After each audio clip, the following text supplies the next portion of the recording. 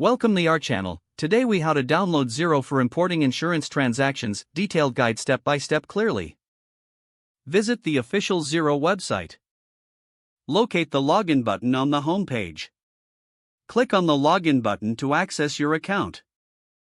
If you don't have an account, click on the free trial button to create one.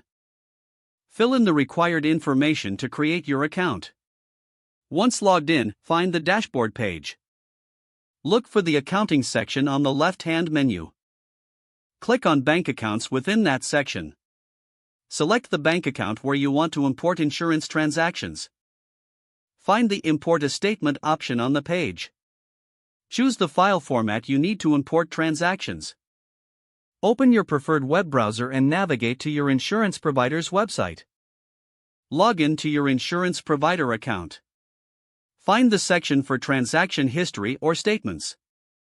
Select the option to download transactions. Make sure to select the correct date range for your desired transactions.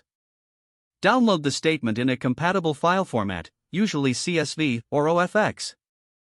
Return to your Xero account. In the Import a Statement window, click on the Choose File button. Select the file you just downloaded from your insurance provider. Map your statement fields to the Xero fields if prompted. Click the Import button to complete the import process. Review the transactions to ensure they are correctly imported. Make any necessary adjustments or categorizations for your imported transactions. Save your changes to finalize the import. Congratulations, you have successfully downloaded and imported your insurance transactions into Xero. If the page does not load, refresh the browser or try again in a private or incognito window. Make sure you are using the correct email address, then retype it carefully to avoid small typos.